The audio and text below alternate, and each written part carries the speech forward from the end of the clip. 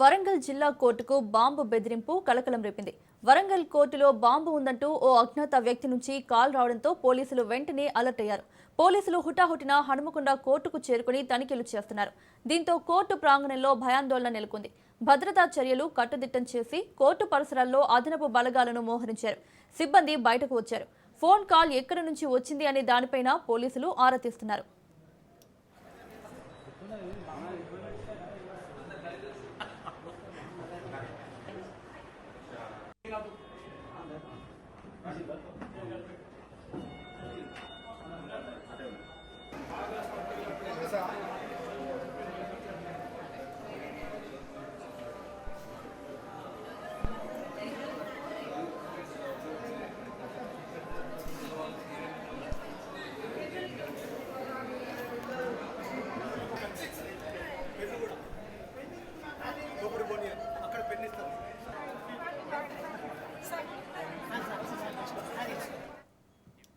వరంగల్ జిల్లా కోర్టుకు బాంబు బెదిరింపు కలకలం రేపింది.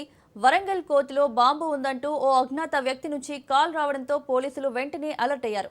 పోలీసులు హుటాహుటిన హనుమకొండ కోర్టుకు చేరుకుని తనిఖీలు చేస్తున్నారు. దీంతో కోర్టు ప్రాంగణంలో భయాందోళన నెలకొంది. భద్రతా చర్యలు కట్టుదిట్టం చేసి కోర్టు పరిసరాల్లో అదనపు బలగాలను మోహరించారు. సిబ్బంది బయటకు వచ్చారు. ఫోన్ కాల్ ఎక్కడి నుంచి వచ్చింది అనే దానిపైన పోలీసులు ఆరా తీస్తున్నారు.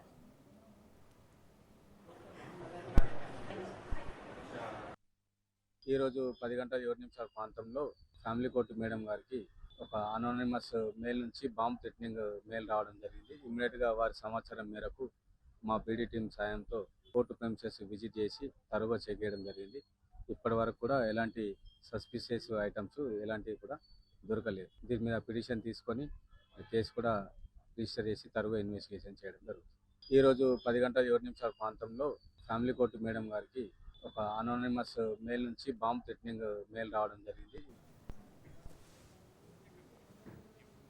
ఇదే అంశానికి సంబంధించి మరిన్ని అప్డేట్స్ మా ప్రతినిధి చంద్రశేఖర్ అందిస్తారు. చంద్రశేఖర్, వరంగల్ జిల్లా కోర్టుకు బాంబు బెదిరింపు కాల్ వచ్చినట్లు తెలుస్తోంది. డీటెయిల్స్ ఏంటి?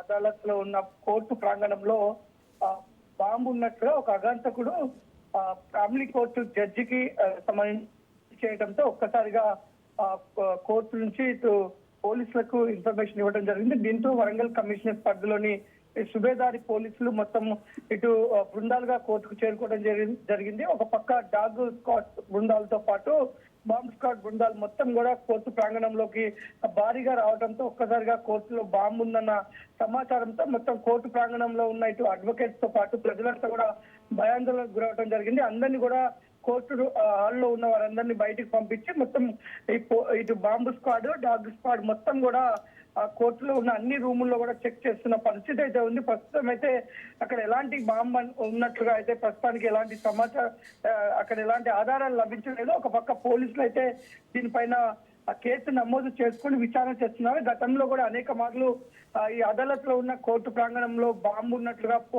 అగాంతకు ఇదే విధంగా మెయిల్ చేయడం, తిరిగి పోలీసులు బృందాలకి ఎలాంటి బాంబు లాంటి ఆనవాళ్ళు కనపడడం లేదు. ఇదంతా కూడా ఆకతాయిలు కావాలనే చేస్తున్నారు. ఎందుకు, ఎవరు ఈ యొక్క మెయిల్ చేసి ఉంటారు, ఎవరి హస్తం దీంట్లో ఉందనేది కూడా పోలీసులు కూపీ లాగుతున్నారు. మొత్తానికైతే సమాచారంతో పోలీసులు అయితే మొత్తం అలర్ట్ అయ్యారు. మొత్తం కోర్టులో ఉన్న అన్ని గదులతో పాటు కోర్టు ప్రాంగణాన్ని మొత్తం కూడా గాలింపు చర్యలు అయితే చేశారు. ఒక పక్క డాగ్ స్క్వాడ్ తో పాటు బాంబు స్క్వాడ్ మొత్తం కూడా పరిశీలించారు. ఎక్కడ కూడా ఎలాంటి బాంబు ఉన్న ఆనవాళ్ళు అయితే లేకపోవడంతో దీనిపైన కేసు నమోదు చేసి విచారణ చేస్తున్నట్లుగా పోలీసులు తెలిపారు. మౌనిక, చంద్రశేఖర్, రీసెంట్ గా చూస్తే ప్రతి జిల్లాకి కూడా అంటే ఇంతకుముందు కూడా 2-3 కోట్లకి కూడా ఇలాంటి కాల్స్ వచ్చాయి.